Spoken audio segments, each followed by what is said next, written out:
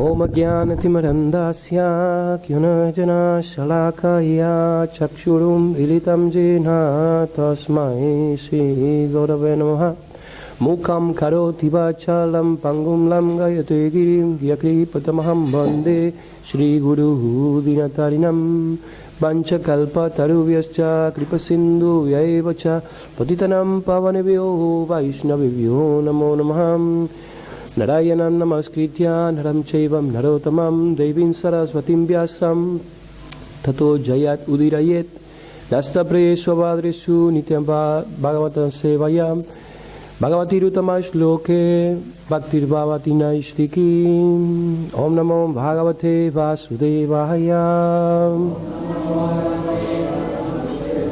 Om Namo Bhagavate Vasudevaya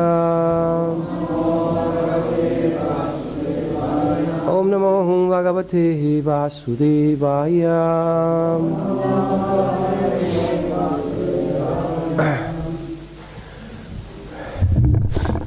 Bueno, buenas tardes a todo el mundo.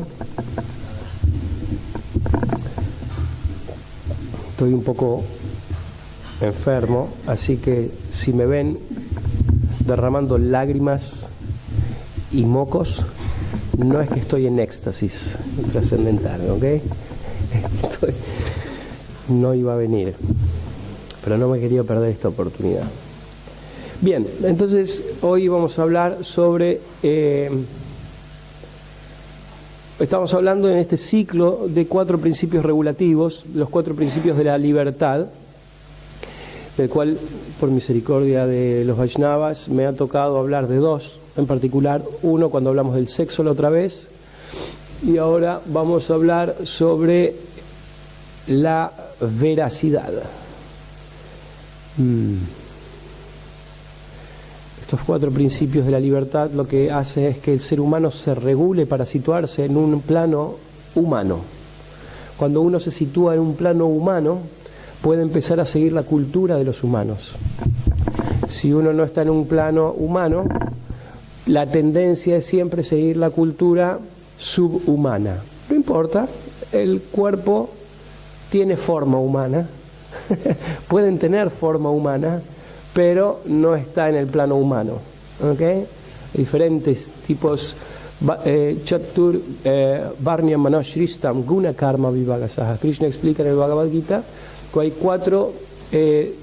4 instituciones, o sea, él institucionalizó 4 divisiones de la sociedad humana, de acuerdo a guna, las cualidades del individuo, y karma, las actividades que ese individuo realiza.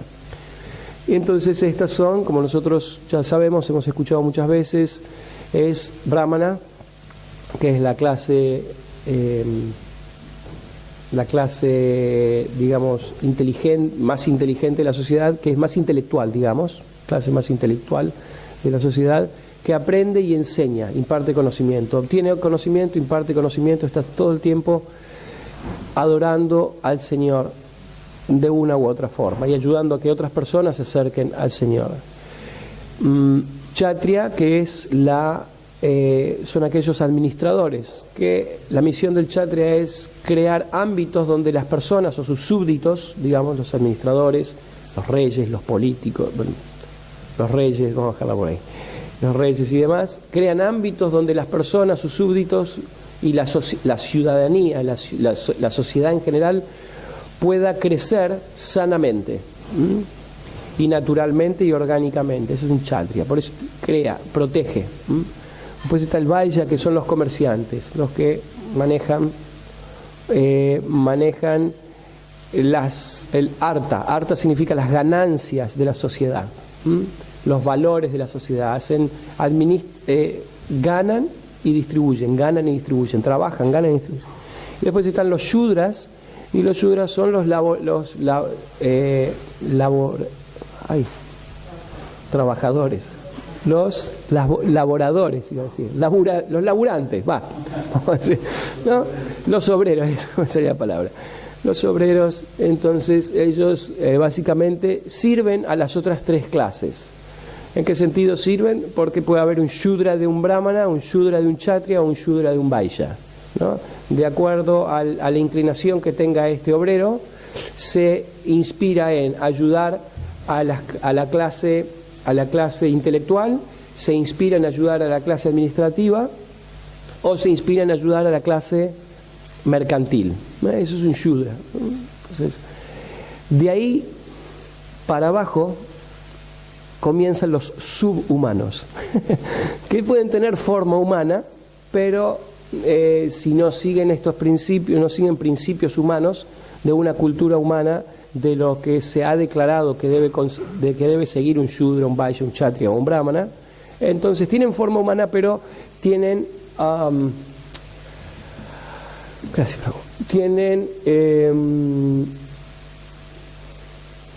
tendencias a disfrute desmedido de los sentidos, lo cual lo pone en una posición de querer,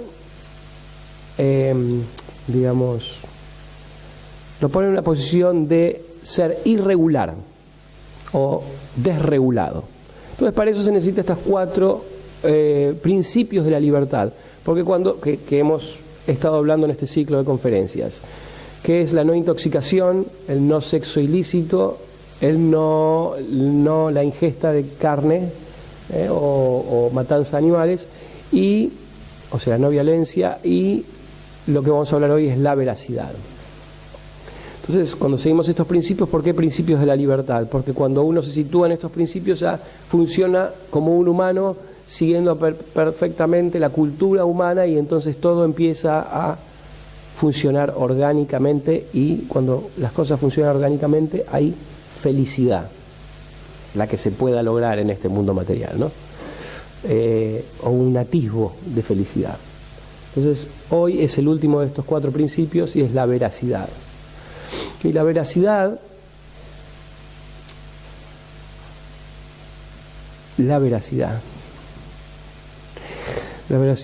palabra veracidad viene de la palabra.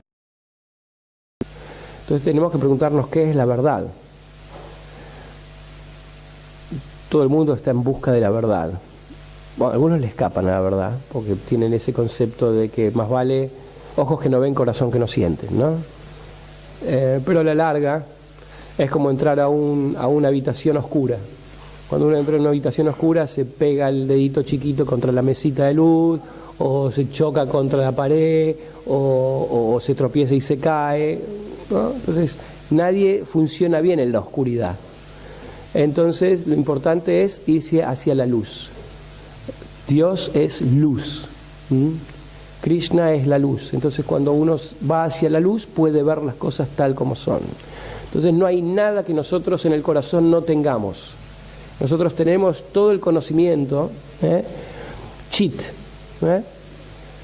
chit rupa, ahí tenemos la chit rupa, la forma del conocimiento. ¿Cómo? El sirviente. Bueno, tenemos todo el conocimiento, somos plenos de conocimiento, pero estamos obnubilados y estamos cubiertos por un conocimiento erróneo basado en nuestro falso ego, en una mala comprensión de quién somos nosotros. Entonces este conocimiento es chit, este conocimiento ya está ahí, pero simplemente tenemos que descorrer el velo. Entonces la veracidad, la verdad, ¿qué es la verdad? Existe una verdad absoluta y una verdad relativa. Algunos filósofos de pacotilla dicen que no existe tal cosa como la verdad absoluta. Entonces la pregunta es, a ese argumento, la respuesta a ese argumento es: ¿esa declaración que estás haciendo es absoluta o relativa?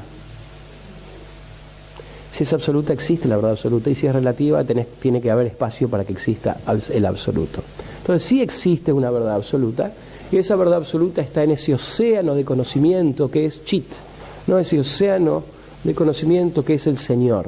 Entonces nosotros podemos acceder a esa verdad absoluta de 3 formas, en realidad son 10, 3 son las principales, y de esas principales una es la que nosotros utilizamos. Las tres principales son pratyaksha, la otra es anumana y la otra es shabda. No me salía la palabra, hoy estoy trabado. Shabda. Entonces Shabda Brahman es esa verdad absoluta, es ese sonido de verdad, esa verdad a la cual la entidad viviente tiene acceso. Y la entidad viviente tiene acceso a esa verdad, ¿cómo? ¿De qué forma? De una forma descendente. Descendente, ¿no? Descendente se dice. Descendente y no ascendente. No es que nosotros por nuestros propios esfuerzos vamos a alcanzar la verdad, sino que la verdad se va a manifestar a nosotros por su misericordia sin causa. Entonces, pero nosotros tenemos que llamar a esa misericordia. Alguna causita tenemos que hacer, una pequeña causa, ¿no? Tenemos que ponernos un poquitito serios en tratar de obtener ese conocimiento, esa misericordia. Y entonces llamamos al Señor. Díceme, por favor, Señor, manifiéstate ante mí a través de este conocimiento.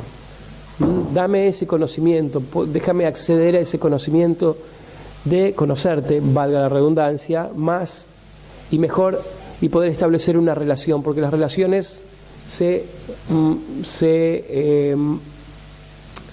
establecen a través del conocimiento. Primero hay que conocer a la persona y después, de acuerdo a cómo uno va conociendo a la persona, uno va mejorando su relación. Entonces, si queremos tener una relación con Dios, tenemos que pedirle conocimiento. Entonces, el Señor da esa verdad absoluta. Entonces, veracidad significa todo aquello que está conectado con esa verdad absoluta.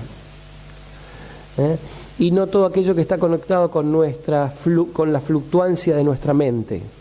Bueno, esa es tu verdad. O yo tengo otra verdad diferente. O tú tienes una realidad y yo tengo otra realidad diferente. No. La única realidad sustancial es la realidad de Dios y sus devotos y la relación de los devotos con Dios en servicio devocional. Esa es la única realidad. Todo lo demás es irrealidad. Todo lo que yo hago para servirme a mí mismo es una irrealidad. Puede ser tangible, puedo tocarlo, puedo ver diariamente, pero eso es simplemente una percepción de nuestra mente. No es la realidad. ¿Por qué? Porque es imperecedera y es no permanente. El Bhagavad Gita explica que los sabios que han visto la verdad saben que hay algo que es permanente y algo que no es permanente. Y lo impermanente es este cuerpo. Uno nace, envejece, enferma y muere. Nace, crece, tiene algunos subproductos, decae y muere, ¿no?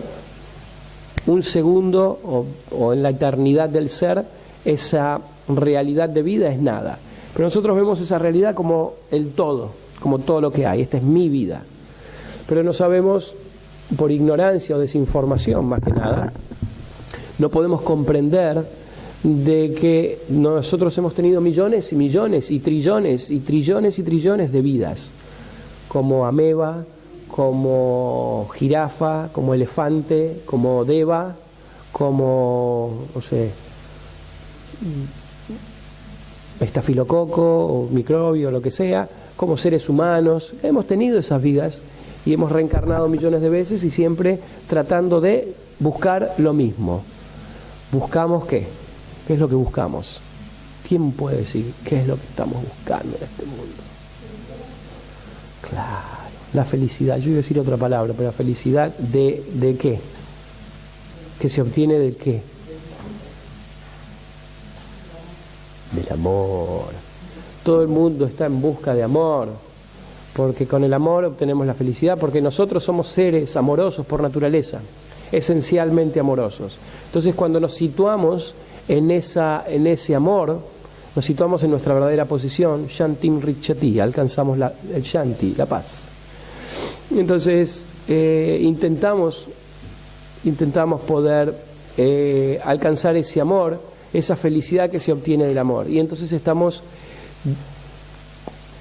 a lo mejor de nuestras posibilidades, estamos tratando de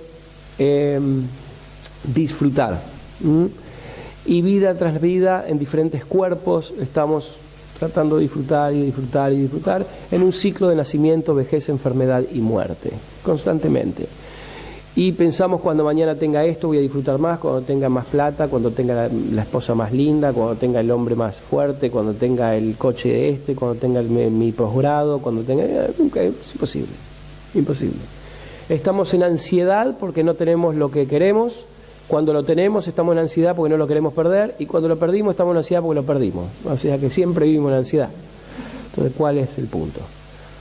Entonces, veraz significa acercarse a esa verdad y a esa realidad absoluta. Esa realidad absoluta la imparte el Señor y sus devotos, a través de el conocimiento dado desde tiempo inmemorial, cuando el Señor creó por primera vez, cuando es muy complejo esto para explicarlo, pero vamos a decir, cuando el Señor creó el universo.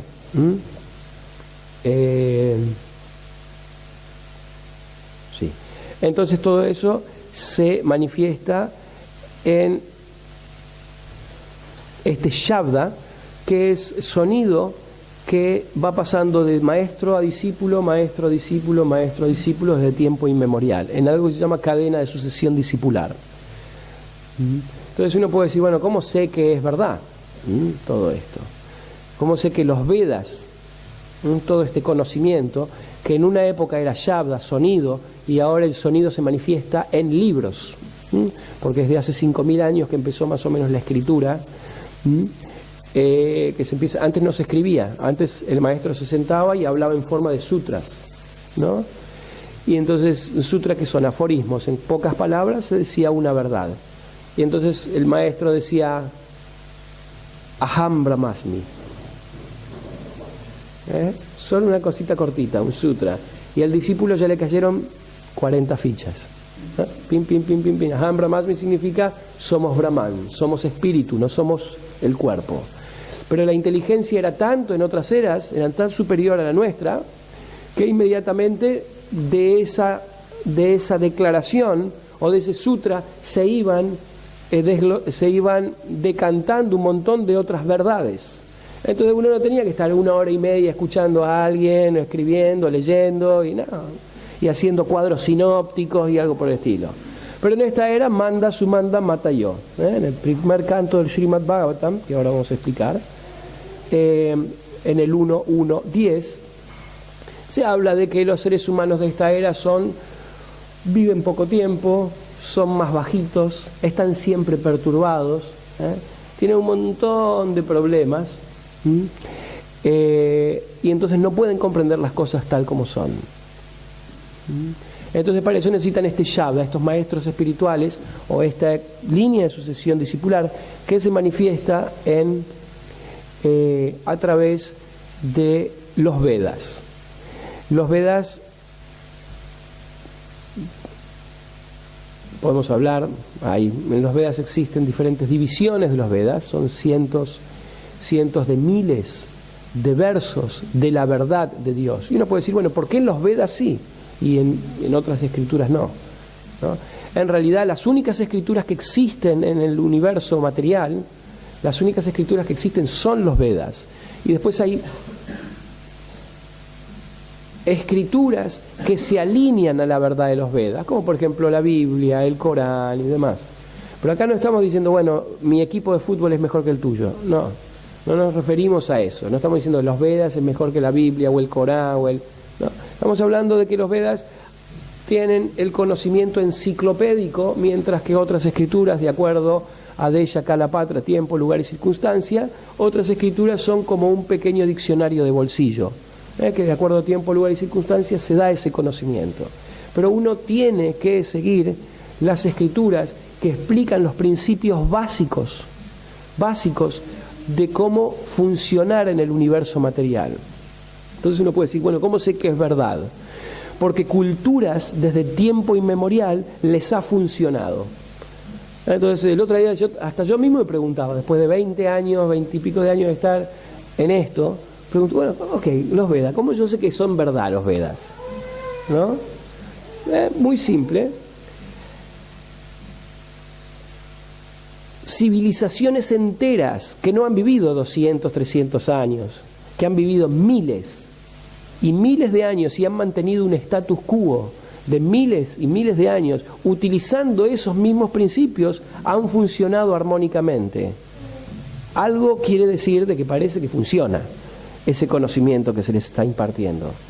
Y civilizaciones insignificantes como la nuestra, que es una civilización de que podríamos decir ¿cuánto? 1000 años, 2000 años, no puedo decir algo.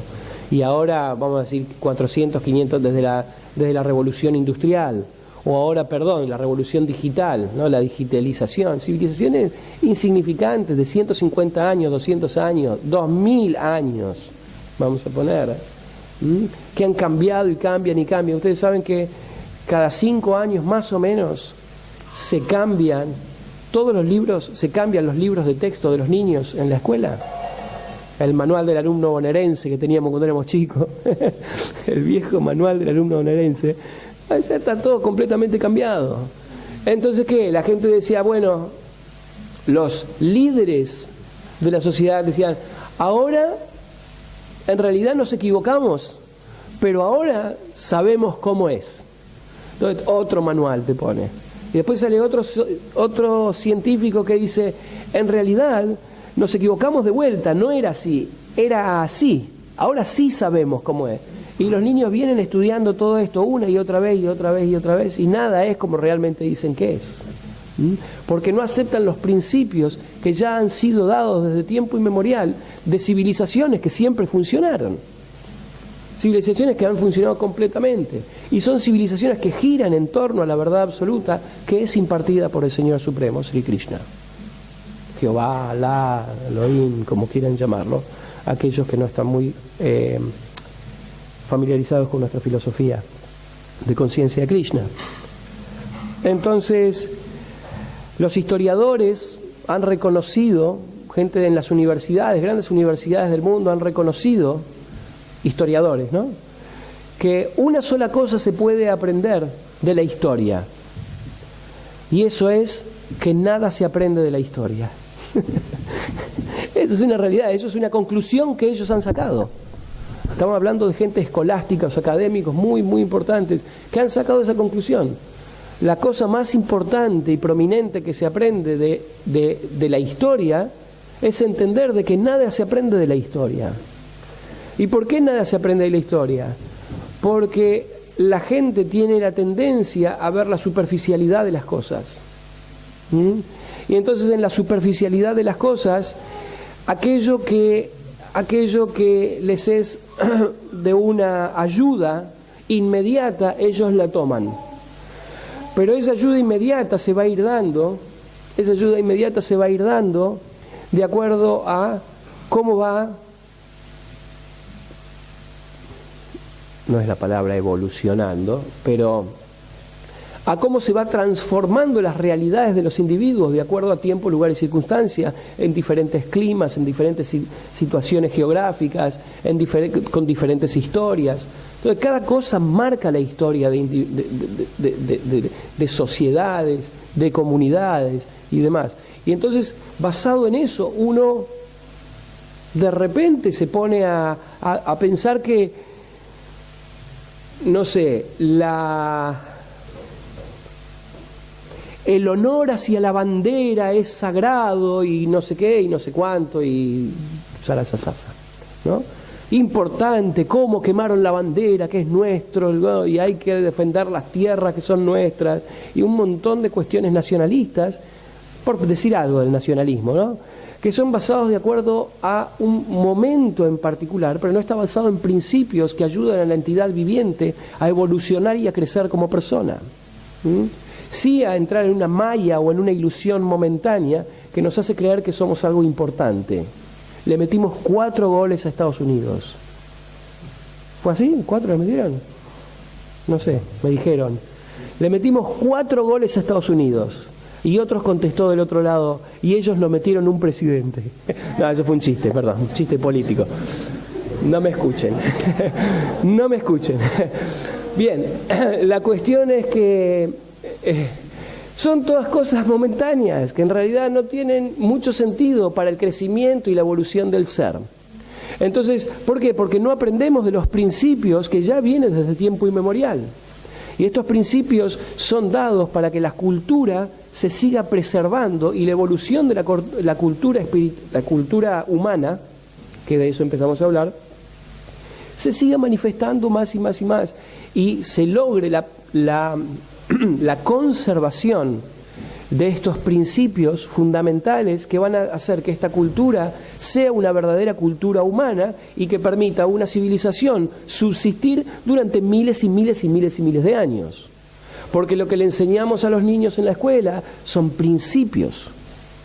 Son los principios que ya los grandes maestros y que ya las grandes civilizaciones ya establecieron y cimentaron. Esos principios están cimentados desde tiempo inmemorial. ¿Por qué ahora nosotros pensamos que lo que pasaba hace 5.000 años atrás no funcionaba? O 3.000 años atrás. Antes tenían grandes banquetes y se vestían de una manera muy fancy, opulenta y muy holgada y todo, y ahora nos sentamos con una camiseta, unos jeans y nos sentamos en McDonald's. El mismo principio está ahí. El principio de comer está ahí. Abro la boca, como, me tengo que llevar bien con las personas con las que estoy sentado alrededor, no como con la boca abierta para que no se me caigan toda la comida para afuera. Tengo que comer para nutrirme y alimentarme. El mismo principio está ahí. ¿Qué es lo que cambia? No es la forma. Antes era, ahora es con jeans y camiseta, y antes era con grandes banquetes, pero la comida siempre es ahí. Siempre es lo mismo. Entonces tenemos que, estos principios que nosotros tenemos que inculcarle a nuestros hijos, basados en la veracidad de algo que dio Dios. Dios dijo cómo son los principios. Muchas personas les gusta hablar de moralidad, pero ¿qué moralidad estamos hablando? ¿Quién presenta la moralidad? ¿Algún presidente en particular? ¿O alguna trend? Moda, alguna moda en particular, algún fashion, eso es la moralidad de hoy en día. La moralidad la presenta Krishna en el Bhagavad Gita, y los principios de moralidad de los humanos la presenta Dios en el Bhagavad Gita, porque cuando uno se comporta como un humano en una cultura humana, la cultura lo transporta a la trascendencia. Entonces, hace 5.000 años atrás, wow, tengo un montón de tiempo, estoy re feliz. Voy a abrir uno. Ya lo abrí. Entonces, hace 5.000 años atrás, una encarnación del Señor, llamado Srila Vyasadeva, una encarnación literaria del Señor. El Señor se encarna en diferentes momentos, ¿no? Para realizar diferentes pasatiempos. El Señor desciende al mundo material a realizar pasatiempos. Él pasa el tiempo. Nosotros tenemos, ¿qué?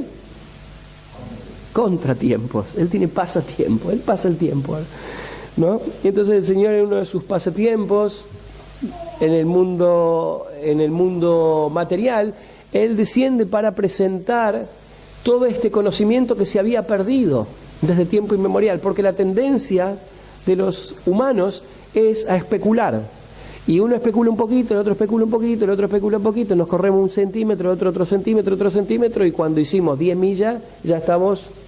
Me pasaba cuando era marinero, que a veces le decía, yo era un marinero, no entendía nada, recién empezaba, y medio que me decían, bueno, tenés que mantenerlo en 25 norte. Ok, 25 norte. Y se me iba a 26, 27 norte. Y yo, bueno, no pasa nada. Entonces, toda la noche yendo a 26, 27 norte, porque me costaba mantenerlo en el viento, ¿no? El bote. Toda la noche manteniendo a 26, 27 norte. A la mañana estábamos a 100 millas de distancia donde queríamos ir. Estamos hablando que es lo mismo que uno quiere ir a Buenos Aires y termina en Junín, no sé, o algo así. Cuando el capitán me vio, me quería comer crudo, ¿no? Porque no era vegetariano, aparte el capitán, ¿no? Entonces, ¿qué pasa? Un grado, me desvío un gradito, llega un momento que me desvié 100 millas, ¿no? Eso me sucedió. Se dice que en las clases a veces uno tiene que contar una historia personal. ¿Okay? Y bueno, se enojó mucho el capitán. Bien, la cuestión es que la tendencia del ser humano es a especular. Entonces especulamos un poquitito, y después a través de los 100, 200, 300 años, 1000 años, ya no entendemos nada, todo es confuso y todo lo que había dicho Dios una vez, ya ahora es completamente tergiversado. Y ahora nosotros somos Dios. Ahora nosotros decimos lo que es y lo que no es. Entonces el Señor desciende, Paritranaya sadunam vinashaya chaduskritam dharma samsta panartaya sambhavami yuge yuge. Desciende yuge yuge, milenio tras milenio, ¿para qué? Para establecer el dharma, para establecer cómo se debe comportar los humanos. Entonces, en uno de esos milenios, que comenzó hace 5000 y tantos años atrás, el Señor desciende y encarna en una personalidad muy sabia, que se llama Vyasadeva. Y Vyasadeva, como él es Trikalaya, él es capaz, como es Dios, obviamente, él es capaz de ver pasado, presente y futuro. Y como es capaz de ver pasado, presente y futuro, él sabe todo. Pues sabe lo que pasó y como el tiempo es cíclico, sabe lo que ya pasó, que va a pasar. Uy, ¿cómo sabes lo que va a pasar? Porque ya pasó. Es como nosotros. ¿Cómo sabemos que mañana va a salir el sol? Porque ya vino saliendo el sol desde que nacimos, lo hemos visto que todos los días sale el sol. Entonces, Vyasadeva, esta encarnación literaria del Señor, escribe, ¿no? Y quiere presentar este conocimiento para los humanos que no pueden sentarse y escuchar un sutra. Mando sumando mata yo. ¿Qué son esos humanos?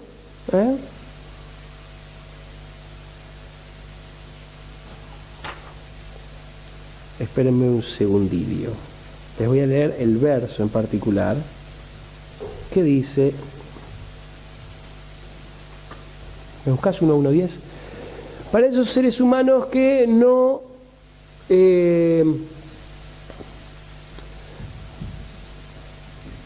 tienen problemas para que le caigan, ¿no? las ideas, para entender qué es qué.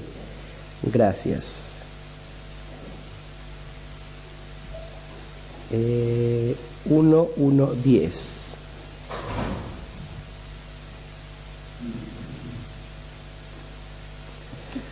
Este verso dice el siguiente: Prayanalpa yusha sabya kalabasmin yuge janaha manda sumanda matayo manda vagya hyupadritaha. Oh sabios, en esta era de Kali, la era de hierro, los hombres no tienen sino una vida corta, son pendencieros, perezosos, mal dirigidos, desafortunados y sobre todo siempre están perturbados. Bien, eso es lo que nos está pasando en esta era, muchachos. Entonces, ¿qué pasa? En esta era necesitamos que nos expliquen las cosas de una forma como con historias, itihasas o historias o puranas. Puranas significa, no significa puranas, significa lo más antiguo. Entonces estas historias muy antiguas tienen que ser compiladas para que los seres humanos entiendan de qué es qué. Por ejemplo, tenemos un niñito de 3, 4 años, 5 años o 6 y para hacerle entender algo a veces le contamos una historia, ¿no? Y entonces el niñito entiende, ok, con la historia de, qué sé yo, Caperucita Roja sabemos que no tenemos que abrirle la puerta al lobo, no sé, ¿okay?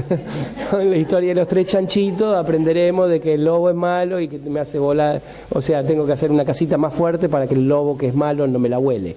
No sé, cada habrá alguna historia. Después están las fábulas. Hay un libro muy bueno que se llama Panchatantra, que son fábulas de la India, que dejan para los niños un conocimiento, unas escala de valores y demás. Entonces, las historias, y nosotros en esta era, manda mata yo, somos como niños, siempre perturbados, siempre estamos con problemas, siempre, ¿no? Todo vemos que se nos cae el mundo abajo, etcétera. Pero no tenemos conocimiento. Entonces el Señor desciende como Srila Vyasadeva. Y Srila Vyasadeva no hablaba sutras. Srila Vyasadeva escribe un cuerpo literario más voluminoso de la creación que es conocido por la raza humana. Que se llaman los Vedas puestos en libros o en escritura. Entonces, pero él no estaba contento, porque él de todas estas escrituras le habló para miles de personas con estados de conciencia diferentes, porque las personas tienen diferentes estados de conciencia. Entonces, en estas personas que tienen diferentes estados de conciencia, no todas les gustan las mismas cosas. A unos les gusta comer, una cosa, a otros les gusta comer otra cosa, ¿no? ¿Por qué? Porque a uno les gusta comer más, más algo verde, lleno de vitalidad y lleno no de vitalidad, pues sería que se lo come vivo, pero lleno de prana, ¿no? Y a otros les gusta comer muerte, ¿no? Muerte así de un animal, con sufrimiento, etcétera, etcétera, etcétera. Hay diferentes grados de conciencia. Entonces, estos escritos védicos son para todos los seres humanos, sin distinción de que nadie es peor que otro. Todos somos hijos de Dios, pero en diferentes estados de conciencia. Y en estos diferentes estados de conciencia uno tiene que escuchar una cosa, otro tiene que escuchar otra. Una niña, no le voy a predicar a mi hija de 6 años de la misma forma que le predico a mi hija de 16 años, 17 años, ¿no? Son diferentes estados de conciencia. Entonces, Vyasadeva escribe y escribe y escribe y escribe y escribe. Y en un momento, cuando terminó de escribir todo ese conocimiento de Dios para los hombres, que son miles y miles y miles y miles de versos, él se siente que algo le faltaba en el corazón, se siente vacío.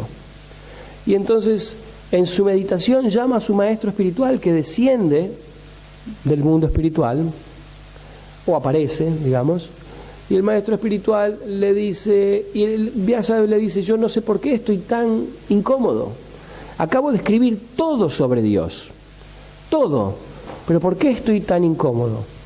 Y entonces su maestro espiritual dice: estás incómodo porque no has hecho suficiente énfasis, no has hecho suficiente énfasis en juntar y unir a las personas de Kali Yuga, de esta era de Kali, que no tienen tiempo